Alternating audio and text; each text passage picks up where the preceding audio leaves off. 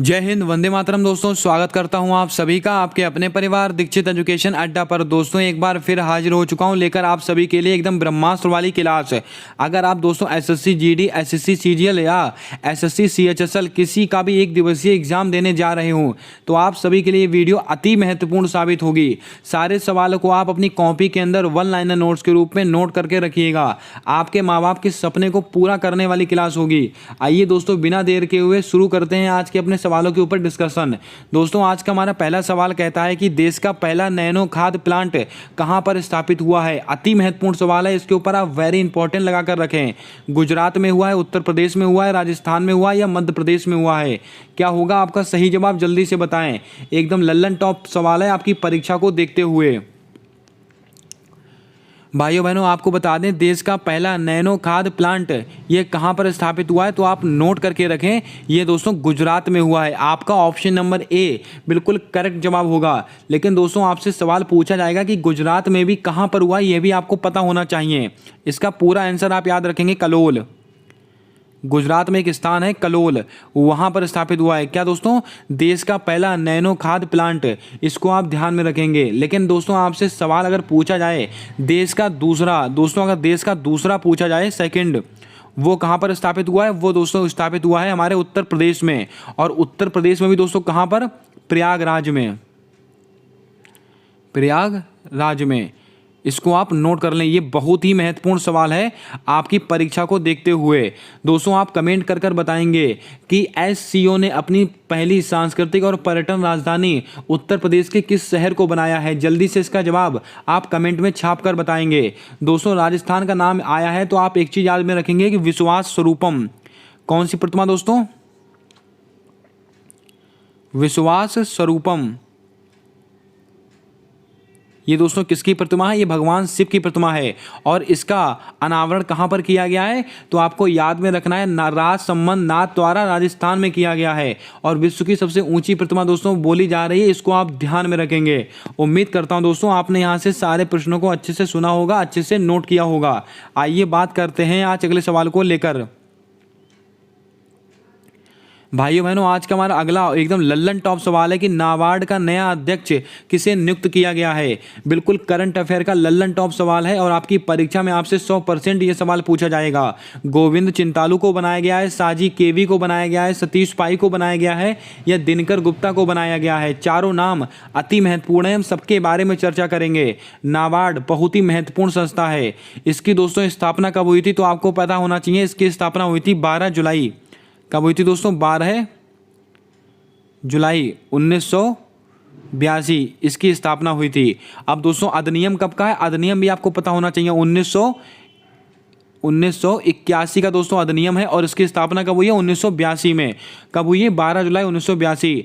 अब इसका नया अध्यक्ष किसको नियुक्त किया गया है, दोस्तों आपको नोट करके रखना है। गोविंद चिंतालू के स्थान पर कौन बनाए गए, साजी केवी। आपका ऑप्शन नंबर बी बिल्कुल करेक्ट जवाब होगा, इसको आप नोट कर लें। करंट अफेयर का एकदम लल्लन टॉप सवाल है आपकी परीक्षा को लेकर। दोस्तों, अगर आपसे कहा जाए कि जीवा कार्यक्रम, कौन सा दोस्तों, जीवा। अगर आपसे कहा जाए कि जीवा कार्यक्रम किसके द्वारा लॉन्च किया गया है, तो आप कहेंगे नाबार्ड के द्वारा। अब दोस्तों, नाबार्ड की स्थापना किस समिति की सिफारिश पर हुई थी, तो आपको पता होना चाहिए, शिवरमन समिति। कौन सी दोस्तों, शिवरमन समिति।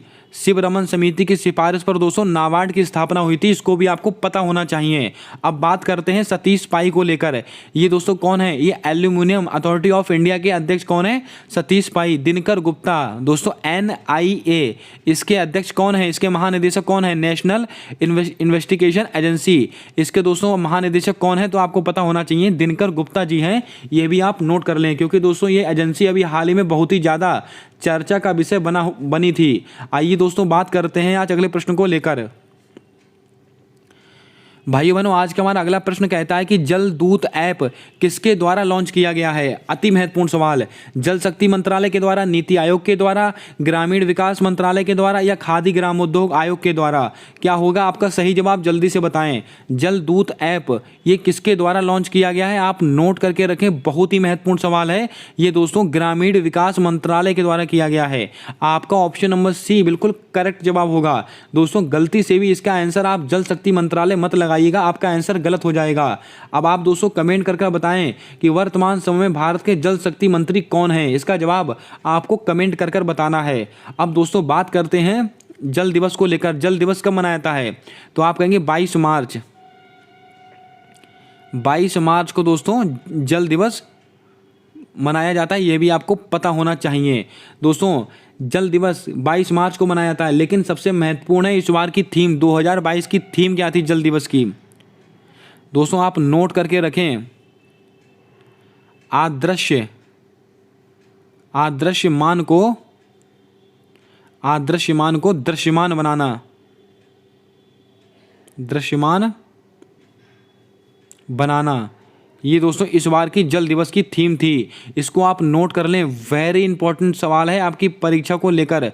100% दोस्तों आपसे यहाँ से सवाल बनने की प्रबल संभावना है।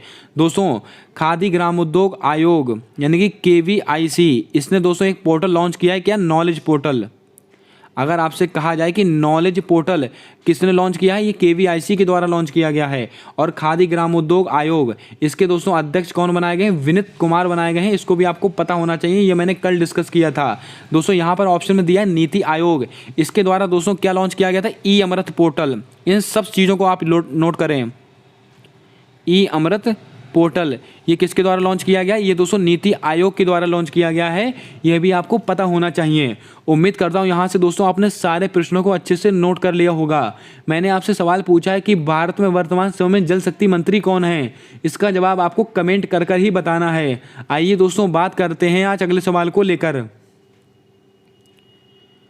भाइयों बहनों आज का हमारा अगला सवाल कहता है कि पहली बार महिला PAC बटालियन का गठन कहाँ हुआ है। लगाइएगा स्टार, आपकी परीक्षा में सीधा सवाल छपेगा यहाँ से। दोस्तों सवाल पूछा गया कि भारत के किस राज्य में पहली बार महिला PAC बटालियन का गठन किया गया है। असम में हुआ है, उत्तर प्रदेश में हुआ है, अरुणाचल प्रदेश में हुआ है, नागालैंड में हुआ है। क्या होगा आपका सही जवाब, जल्दी से बताएं। वेरी इंपॉर्टेंट क्वेश्चन है आपकी परीक्षा को देखते हुए। भाइयों बहनों आपको बता दें भारत में पहली बार किस राज्य में महिला PAC बटालियन का गठन हुआ है, तो आप कहेंगे उत्तर प्रदेश के अंदर। आपका ऑप्शन नंबर बी बिल्कुल करेक्ट जवाब होगा। इसके ऊपर आप स्टार लगाकर इसको नोट करके रखेंगे, अति महत्वपूर्ण सवाल है दोस्तों। उत्तर प्रदेश, इसके बारे में दोस्तों आपको कुछ जानकारियां होनी चाहिए। इसके दोस्तों लोकसभा में कितनी सीटें हैं, लोकसभा में दोस्तों इसकी 80 सीटें हैं। अगर आपसे इसे कहा जाए विधानसभा, दोस्तों विधानसभा में कितनी सीटें हैं, 403 सीटें हैं। अब दोस्तों राज्यसभा में कितनी सीटें हैं, कुल 31 सीटें हैं। और दोस्तों विधान परिषद में कितनी सीटें हैं, जल्दी से इसका जवाब कमेंट कर बताएं। बहुत ही महत्वपूर्ण सवाल है आपकी परीक्षा को देखते हुए दोस्तों, क्योंकि यहाँ पर अभी इस बार विधानसभा के चुनाव कंप्लीट हुए, इसीलिए हमारी परीक्षा में यहाँ से सवाल पूछा जा सकता है। दोस्तों उत्तर प्रदेश की एक योजना है पंचामृत योजना। कौन सी दोस्तों, पंचामृत योजना। ये किसकी योजना है, ये उत्तर प्रदेश की योजना है। और किससे संबंधित है, गन्ने की खेती से संबंधित है, ये भी आपको पता होना चाहिए। और उत्तर प्रदेश में दोस्तों पहली नाइट सफारी का शुभारंभ हो रहा है उत्तर प्रदेश के अंदर। कहाँ पर, लखनऊ में। और किसके मॉडल पर हो रहा है, सिंगापुर के मॉडल पर। ये सब चीज़ें आपको उत्तर प्रदेश से संबंधित याद रखनी है। आइए दोस्तों बात करते हैं आज अगले प्रश्न को लेकर। दोस्तों आज का हमारा अगला सवाल कहता है कि भारतीय ओलंपिक संघ का अध्यक्ष किसे नियुक्त किया गया है। Thomas walk, PT Usha, Karnam Malleswari या मीराबाई चानू। क्या होगा आपका सही जवाब, जल्दी से बताएं। आप स्टार लगा के रखिएगा, ये सवाल आपकी परीक्षा के लिए ब्रह्मास्त्र वाला सवाल होगा। भारतीय ओलंपिक संघ, इसका अध्यक्ष किसको नियुक्त किया गया है, तो आप नोट करके रखें। ये दोस्तों PT ऊषा को बनाया गया। किसको, PT ऊषा।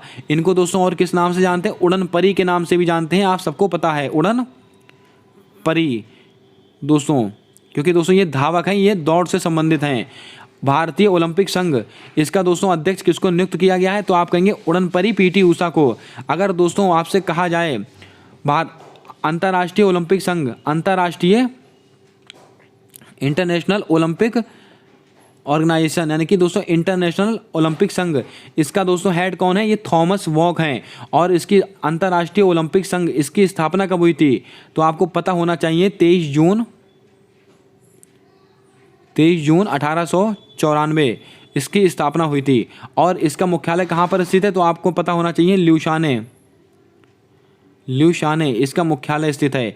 इतना दोस्तों आपको पता होना चाहिए अंतर्राष्ट्रीय ओलंपिक संघ के बारे में। लेकिन सवाल क्या है हमारा, भारतीय ओलंपिक संघ, सवाल अलग है, इसको आप ध्यान में रखेंगे। दोस्तों सवाल में आप देख रहे हैं कर्णम मल्लेश्वरी, जल्दी से कमेंट करके बताएं कि कर्णम मल्लेश्वरी का संबंध किस खेल से है। इसका जवाब आपको कमेंट में बताना है। मीराबाई चानू आप सब जानते हैं कि मणिपुर की रहने वाली है, कहाँ की, मणिपुर की।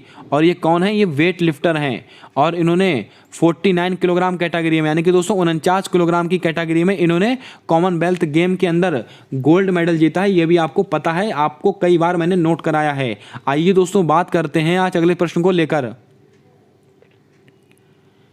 दोस्तों आज का हमारा अगला सवाल कहता है कि चैंपियन ऑफ द अर्थ 2022 पुरस्कार किसे प्राप्त हुआ। लगाइएगा स्टार, आपकी परीक्षा का सवाल। मृणाली श्रीवास्तव को मिला है, पूर्णिमा देवी बर्मन को मिला है, सिंथिया जबिक को मिला है, चारुदत्त मिश्र को मिला है। क्या होगा आपका सही जवाब, जल्दी से बताएं। दोस्तों चैंपियन ऑफ द अर्थ पुरस्कार 2022 ये किसको प्राप्त हुआ है, तो आप नोट करके रखें। बहुत ही महत्वपूर्ण सवाल है, ये मिला है पूर्णिमा देवी बर्मन को। आपका ऑप्शन नंबर बी बिल्कुल करेक्ट जवाब होगा। अब दोस्तों आप कमेंट करके बताएं कि चैंपियन ऑफ द अर्थ पुरस्कार ये दोस्तों देता कौन है। इसका जवाब आपको कमेंट कर ही बताना है। दोस्तों मृणाली श्रीवास्तव, ये भी नाम मैं आपको कई बार नोट करा चुका हूँ। इनको दोस्तों क्या मिला, पर्यावरण प्राधिकरण, इनको दोस्तों पर्यावरण प्राधिकरण का अध्यक्ष बनाया गया था। इसको आप एक बार रीचेक कर लेंगे अपने से। अब दोस्तों बात करते हैं सिंथिया जबिक, इनको क्या मिला है, राष्ट्रीय खाद्य पुरस्कार। अगर आपसे कहा जाए कि राष्ट्रीय खाद्य पुरस्कार 2022 ये किसको मिला है, डॉक्टर सिंथिया जबिक को मिला है। अगर आपसे कहा जाए दोस्तों FAO, इसकी स्थापना कब हुई है, 16 अक्टूबर, ये दोस्तों शायद मैंने आपको कल भी नोट कराया था, 1945 है। इसको भी आप नोट करके रखेंगे। और FAO फूड एंड ऑर्गेनाइजेशन, इसका मुख्यालय कहाँ पर स्थित है, तो आपको पता है रोम इटली में स्थित है। इसीलिए खाद्य दिवस कब मनाया जाता है, 16 अक्टूबर को मनाया जाता है। चारुदत्त मिश्र, इनको दोस्तों कौन सा अवार्ड मिला है, विटली अवार्ड मिला है इनको, विटली अवार्ड, इसको भी आप नोट कर लें। विटली अवार्ड मिला है इनको, किसको, चारुदत्त मिश्र को 2022 का। ये सब सवाल आपकी परीक्षा को ध्यान में रखकर ही बनाए गए, इनको आप नोट करते चलें। आइए दोस्तों बात करते हैं आज अगले प्रश्न को लेकर। भाई बहनों आज का हमारा अगला और अति महत्वपूर्ण सवाल है कि जीरो सीमा रेखा किसके किसके मध्य स्थित है। त्रिपुरा और मिजोरम, बांग्लादेश और त्रिपुरा, भारत और श्रीलंका, भारत और पाकिस्तान। क्या होगा आपका सही जवाब, जल्दी से बताएं। बहुत ही महत्वपूर्ण सवाल है आपकी परीक्षा को देखते हुए। जीरो सीमा रेखा यानी कि शून्य सीमा रेखा किसके किसके मध्य में स्थित है, तो आप नोट कर लें। बहुत ही महत्वपूर्ण सवाल है, बांग्लादेश और त्रिपुरा। आपका ऑप्शन नंबर बी बिल्कुल करेक्ट जवाब होगा, इसको आप नोट करके रखें। दोस्तों जीरो यानी अगर आपसे यहाँ पर जीरो शून्य रेखा कह दे या शून्य सीमा रेखा कह दे, एक ही बात है, इसको आप ध्यान में रखें। और किसके किसके बीच में स्थित है, बांग्लादेश और त्रिपुरा के बीच में। अगर दोस्तों आपसे कहा जाए ब्रू रियांग समझौता, ब्रू रियांग समझौता ये किसके बीच में हुआ था, तो आपको पता होना चाहिए ये दोस्तों त्रिपुरा और मिजोरम के बीच में हुआ था। अब दोस्तों भारत और श्रीलंका इसके बीच में कौन सा युद्धाभ्यास होता है, तो आप सबको पता है मित्र शक्ति युद्धाभ्यास किसके बीच में होता है, भारत और श्रीलंका के बीच में होता है। दोस्तों भारत और पाकिस्तान इसके बीच में दोस्तों आपको एक चीज याद रखनी, सिंधु जल समझौता, सिंधु जल समझौता। और ये दोस्तों कब का समझौता है, ये 1960 का समझौता है।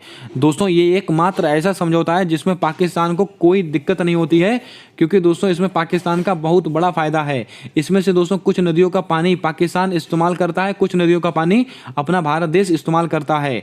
तो आपको याद में रखना है सिंधु जल समझौता किसके किसके बीच में है, ये भारत और पाकिस्तान के बीच में है। और कब का समझौता है, 1960 का समझौता है। अगर दोस्तों आपको सवाल पसंद आ रहे हो तो जल्दी से वीडियो को लाइक कर दें और सारे दोस्तों तक शेयर कर दें जो दोस्तों किसी भी चीज़ की तैयारी कर रहे हों। और चैनल को सब्सक्राइब करके बेल वाला आइकन ध्यान से दबा दें, क्योंकि आने वाली सारी वीडियोस के अपडेट आप तक आसानी से पहुंचते रहें। आइए दोस्तों बढ़ते हैं आज अगले प्रश्न को लेकर। हमारा अगला सवाल है कि खेलो इंडिया नेशनल यूनिवर्सिटी गेम्स दोस्तों खेलो India national university festivals games नहीं दोस्तों, खेलो इंडिया नेशनल यूनिवर्सिटी फेस्टिवल्स 2022-23 का आयोजन कहाँ पर होने वाला है? मध्य प्रदेश में होगा, गोवा में होगा, उत्तर प्रदेश में होगा या गुजरात में होगा? क्या होगा आपका सही जवाब, जल्दी से बताएं। बहुत ही महत्वपूर्ण सवाल है आपकी परीक्षा को देखते हुए। भाइयों बहनों आपको बता दें, खेलो इंडिया नेशनल यूनिवर्सिटी गेम्स 2022-23 इसका आयोजन कहाँ पर होने वाला है, तो आपको नोट करके रखना है, यह होगा उत्तर प्रदेश में। इसको आप वेरी इंपॉर्टेंट की श्रेणी में नोट करके रखेंगे क्योंकि बहुत ही महत्वपूर्ण सवाल है आपकी परीक्षा को लेकर। दोस्तों ये होगा कहाँ कहाँ पर, इसको आप थोड़ा ध्यान में रखें। कहाँ कहाँ पर? गोरखपुर, गोरखपुर और एक दोस्तों नोएडा और एक दोस्तों लखनऊ और एक वाराणसी। इनको दोस्तों आप रीचेक कर लेंगे एक बार चारों स्थानों को। दोस्तों उत्तर खेलो इंडिया नेशनल यूनिवर्सिटी फेस्टिवल कहाँ कहाँ पर होने वाले हैं? गोरखपुर में होगा, नोएडा में होगा, लखनऊ में होगा और वाराणसी में होगा। इसको आप दोस्तों ध्यान में रखें। इन चारों स्थानों से भी आपसे सवाल पूछा जा सकता है। आपसे पूछा जा सकता है कि खेलो इंडिया नेशनल यूनिवर्सिटी फेस्टिवल निम्न में से कहाँ पर नहीं होगा। इन चारों को नोट करके रखें, इन चारों स्थानों पर होने वाला है। अब बात करते हैं ऑप्शंस को लेकर। दोस्तों बात आई है गोवा, यहाँ पर क्या होगा? 37वां राष्ट्रीय खेल। अगर आपसे कहा जाए कि 37वें राष्ट्रीय खेल इसका आयोजन दोस्तों कहाँ पर होगा? गोवा में होगा। अगर आपसे कहा जाए 5वें खेलो इंडिया 5वें खेलो इंडिया यूथ गेम, अगर आपसे कहा जाए कि 5वां खेलो इंडिया यूथ गेम इसका आयोजन कहाँ पर होगा? ये मध्य प्रदेश में होगा। चौथे क्रम का कहाँ हुआ था? पंचकुला हरियाणा में हुआ था। आप सबको पता है। उम्मीद करता हूँ आपने सारे प्रश्नों को नोट कर लिया होगा। अब दोस्तों 37वां राष्ट्रीय खेल कहाँ पर होगा? गोवा में होगा। 36वें क्रम का कहाँ हुआ था? ये गुजरात में हुआ था। आप सबको पता है, जिसका शुभंकर सावज था। आइए दोस्तों बात करते हैं आज अगले प्रश्न को लेकर। दोस्तों आज का हमारा अगला सवाल कहता है कि वीरांगना दुर्गावती टाइगर रिजर्व कहाँ पर स्थित है? जल्दी से बताएं। अरुणाचल प्रदेश में स्थित है, कर्नाटक में स्थित है, मध्य प्रदेश में स्थित है या उत्तर प्रदेश में स्थित है? क्या होगा आपका सही जवाब, जल्दी से बताएं। एकदम परीक्षा का सवाल है, आपकी परीक्षा में आने वाला सवाल है। वीरांगना दुर्गावती टाइगर रिजर्व ये कहाँ पर स्थित है? तो आप इसको नोट करके रखेंगे। यह है हमारा उत्तर प्रदेश, सॉरी दोस्तों ये मध्य प्रदेश के अंदर। आपका ऑप्शन नंबर सी बिल्कुल करेक्ट जवाब होगा। वीरांगना दुर्गावती टाइगर रिजर्व कहाँ पर स्थित है? ये मध्य प्रदेश में स्थित है। दोस्तों मध्य प्रदेश में एक चीज़ और याद रखेंगे आप, कूनो राष्ट्रीय उद्यान। बहुत ही महत्वपूर्ण सवाल है, कूनो राष्ट्रीय उद्यान, इसको आप नोट करके रखेंगे क्योंकि दोस्तों नामीबिया से 8 चीते यहीं पर लाए गए थे, इसीलिए हमारी परीक्षा में ये सवाल बनने की प्रबल संभावना है।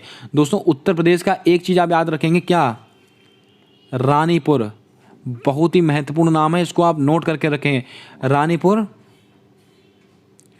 वन जीव अभ्यारण्य, वन जीव अभ्यारण्य, इसको आप नोट कर लें। बहुत ही महत्वपूर्ण सवाल है।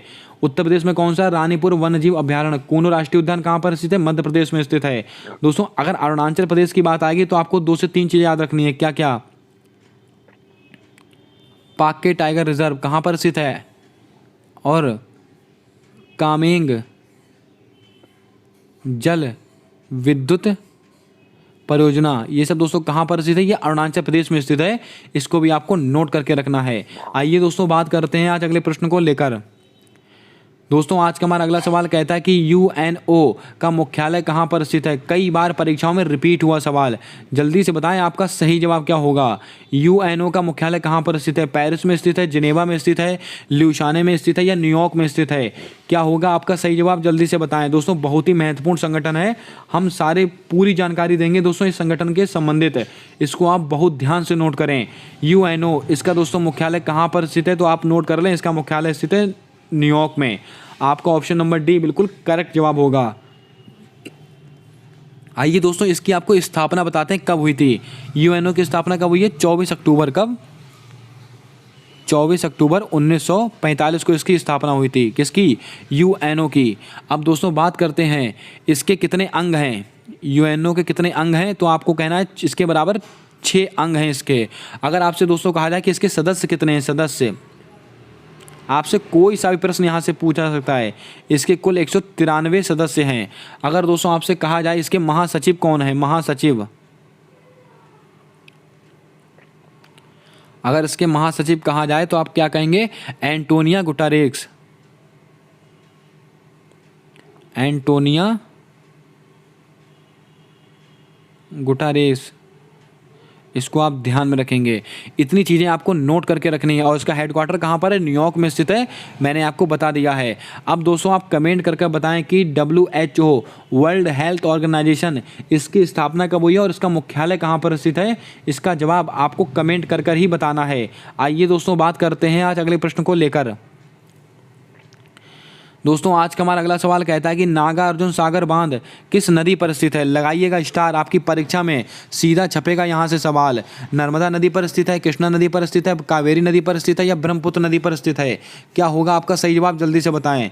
नागार्जुन सागर बांध ये किस नदी पर स्थित है, तो आपको नोट करके रखना है। ये हमारा कृष्णा नदी पर स्थित है। किस पर, कृष्णा नदी पर। आपका ऑप्शन नंबर बी बिल्कुल करेक्ट जवाब होगा। इसके ऊपर आप इंपॉर्टेंट लगा कर रखेंगे।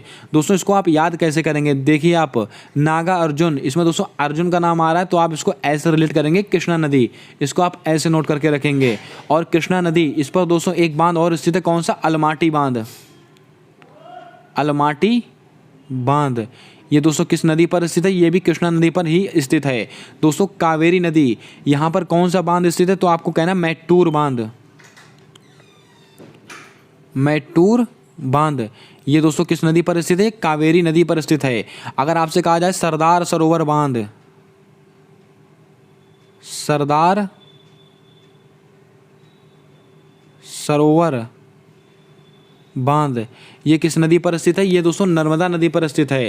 दोस्तों नर्मदा नदी, इस पर कुछ चीज़ें महत्वपूर्ण है, सरदार सरोवर बांध, ओंकारेश्वर बांध, धुआंधार जलप्रपात, ये सब चीज़ें कहाँ पर स्थित हैं, ये सब सबकी सब चीज़ें स्थित हैं नर्मदा नदी पर। इसको आप नोट कर लें, बहुत ही महत्वपूर्ण सवाल है आपकी परीक्षा को लेकर। अब दोस्तों ब्रह्मपुत्र नदी, इसकी दोस्तों सहायक नदियाँ कौन कौन सी हैं, जल्दी से कमेंट कर कर छाप दीजिएगा। मैंने कई बार इसको आपको नोट भी कराया है। आइए दोस्तों बढ़ते हैं आज अगले प्रश्न को लेकर। दोस्तों आज का हमारा अगला प्रश्न कहता है कि लाई हरोबा त्योहार कहाँ मनाया जाता है, त्रिपुरा, मिजोरम, तमिलनाडु, असम। क्या होगा आपका सही जवाब, जल्दी से बताएं। एकदम लल्लन टॉप सवाल है आपकी परीक्षा को लेकर। लाई हरोबा त्योहार ये कहाँ पर सेलिब्रेट किया जाता है, तो आप नोट करके रखें। ये दोस्तों हमारा त्रिपुरा में सेलिब्रेट किया जाता है। कहाँ पर, त्रिपुरा में। आपका ऑप्शन नंबर ए बिल्कुल सही जवाब होगा। दोस्तों त्रिपुरा से संबंधित मैंने आपको 2 से 3 चीज़ें बताई थी। क्या क्या, कोक बरोक मूल भाषा है और खारची उत्सव कहाँ की है, त्रिपुरा की है। दोस्तों मिजोरम, मिजोरम में भी दोस्तों मैंने आपको क्या बताया था, चिरऊ, चिरऊ, ये दोस्तों कहाँ मनाता है, मिजोरम में। चाप चार कूट महोत्सव, चाप चार कूट महोत्सव ये कहाँ पर सेलिब्रेट किया जाता है, ये भी मिजोरम में ही किया जाता है। दोस्तों तमिलनाडु, यहाँ पर दोस्तों आप नोट करके रखेंगे भरतनाट्यम, भरतनाट्यम ये कहाँ का नृत्य है, ये तमिलनाडु का नृत्य है। इसको भी आपको पता होना चाहिए। दोस्तों कथकली और मोहिनीअट्टम ये कहाँ के हैं, ये केरल के हैं। दोस्तों असम, असम में दोस्तों एक बहुत ही एक महत्वपूर्ण त्यौहार मनाता है, अम्बुवाची का मेला, अम्बुवाची मेला। दोस्तों ये कहाँ मनाया जाता है, ये असम के अंदर मनाया जाता है। इसको भी आपको पता होना चाहिए। उम्मीद करता हूँ यहाँ से आपने सारे प्रश्नों को अच्छे से नोट कर लिया होगा। आइए दोस्तों बात कर लेते हैं आज अगले प्रश्न को लेकर। दोस्तों आज का हमारा अगला प्रश्न कहता है कि मेडीसेफ योजना किस राज्य से संबंधित है। लगाइएगा स्टार, आपकी परीक्षा में यहाँ से सीधा छपेगा सवाल। उत्तराखंड, उत्तर प्रदेश, केरल या छत्तीसगढ़। क्या होगा आपका सही जवाब, जल्दी से बताएं। मेडीसेफ योजना का संबंध किस राज्य से है, तो आपको नोट करके रखना है। ये दोस्तों केरल से है। आपका ऑप्शन नंबर सी बिल्कुल सही जवाब होगा। बहुत ही महत्वपूर्ण सवाल है आपकी परीक्षा को लेकर। दोस्तों उत्तर प्रदेश की एक बहुत ही महत्वपूर्ण योजना है, क्या, एक जिला एक उत्पाद। क्या है दोस्तों, एक जिला एक उत्पाद। और दोस्तों इसका ब्रांड एम्बेसडर किसको बनाया था? कंगना रनावत जी को बनाया गया था, आप सबको पता है ये दोस्तों। और दोस्तों अभ्युदय योजना, ये कहाँ की योजना है? ये भी उत्तर प्रदेश की ही योजना है, फ्री कोचिंग के लिए। दोस्तों अगर आपसे कहा जाए छत्तीसगढ़ कौशल्या मातृत्व योजना, ये कहाँ की है? छत्तीसगढ़। ये साहब मैंने आपको नोट करा दी थी दोस्तों, ये भाई मैंने आपको नोट करा दी थी। मुख्यमंत्री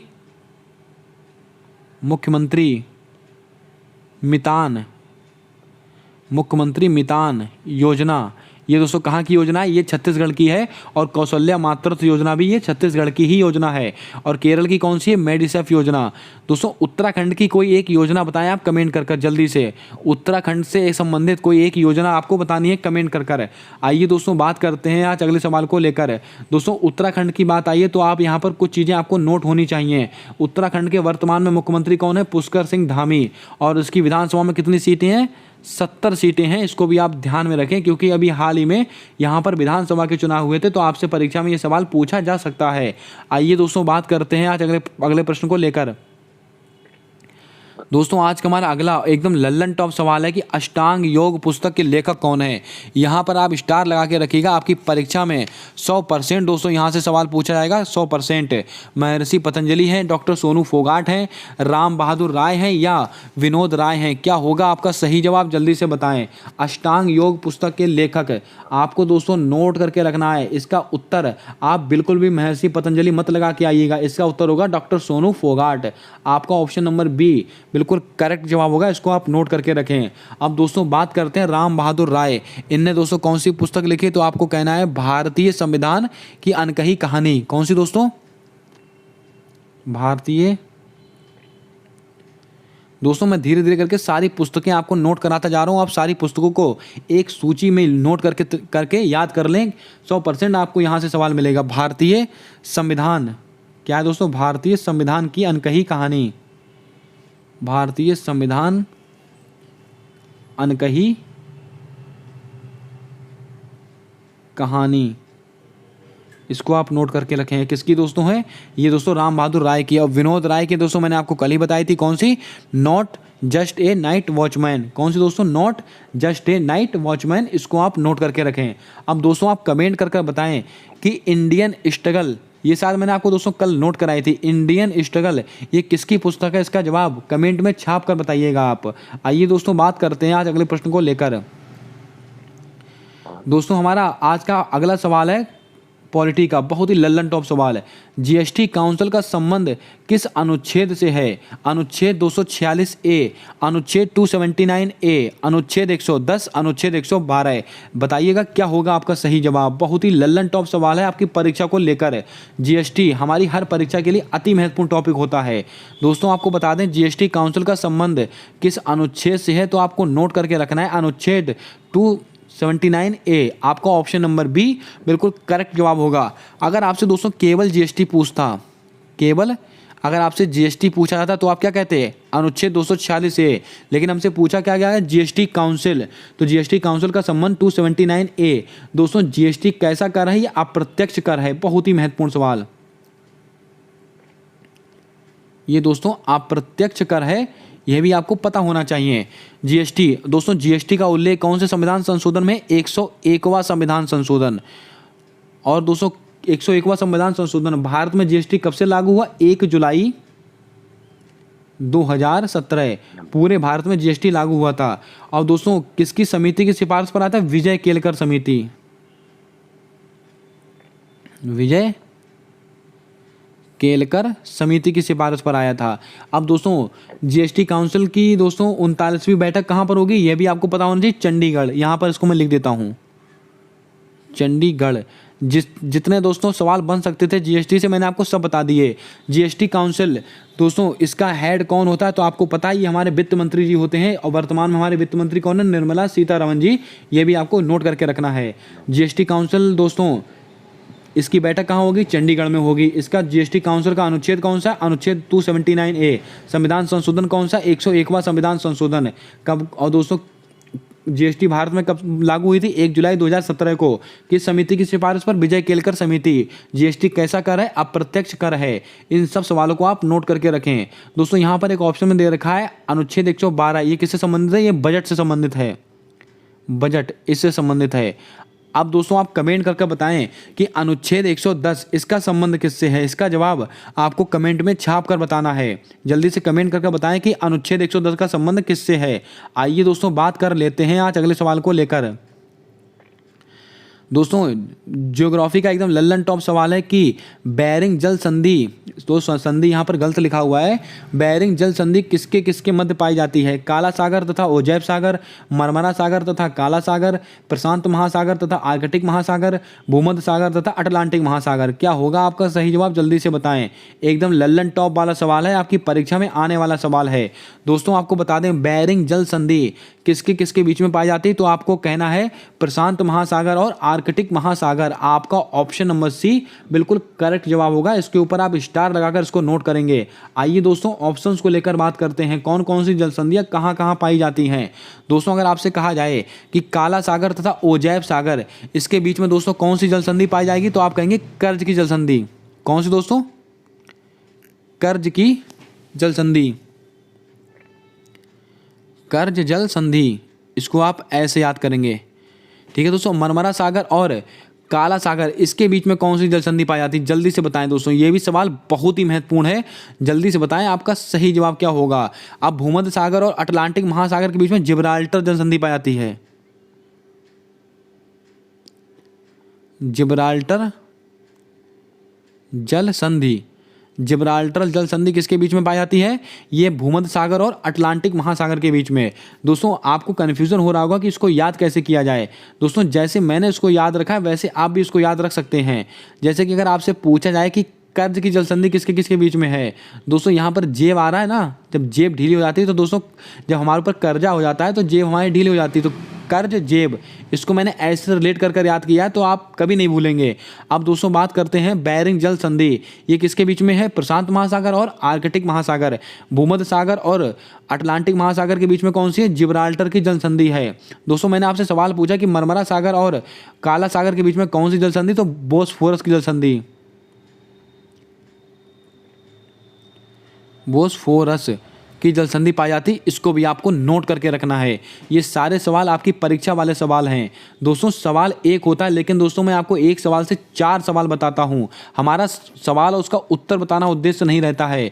दोस्तों आपको ऐसा प्रैक्टिस सेट दिया जाए जो दोस्तों आपकी परीक्षा में काम आए, आपके माँ बाप के सपने को पूरा करे। इसको आप अपनी कॉपी के अंदर 1 लाइनर नोट्स के रूप में जरूर से जरूर नोट करते चलें। आइए दोस्तों बढ़ते हैं आज अगले प्रश्न को लेकर।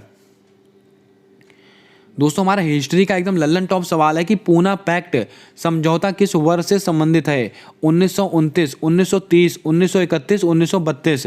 क्या होगा आपका सही जवाब? जल्दी से बताएं। पूना पैक्ट ये दोस्तों किसके किसके बीच में हुआ था? तो आप सबको पता है ये डॉक्टर भीमराव अंबेडकर और महात्मा गांधी जी के बीच में हुआ था। कहाँ पर हुआ था? यरबदा जेल में हुआ था। और दोस्तों कहाँ कब हुआ था? 1932 में हुआ था। आपका ऑप्शन नंबर डी बिल्कुल करेक्ट जवाब होगा। आइए दोस्तों ऑप्शंस को लेकर बातें करते हैं। 1929 इसको क्या हुआ था? लाहौर अधिवेशन, लाहौर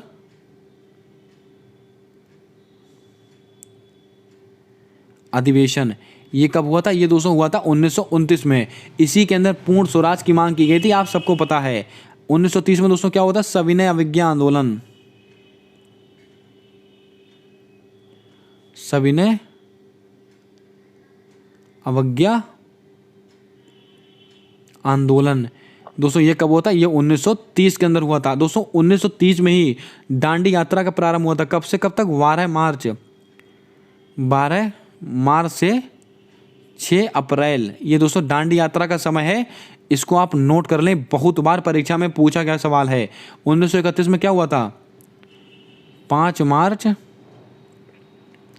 1931। इसको क्या हुआ था? गांधी इरविन समझौता। ये दोस्तों 5 मार्च वाली डेट एनसीईआरटी से दोस्तों मिली हुई डेट है, इसको आप बिल्कुल सत्य मान सकते हैं। 5 मार्च 1931। अगर आपसे कहा जाए कि गांधी इरविन समझौता कब हुआ है, 5 मार्च 1931, इसको आप ध्यान में रखेंगे।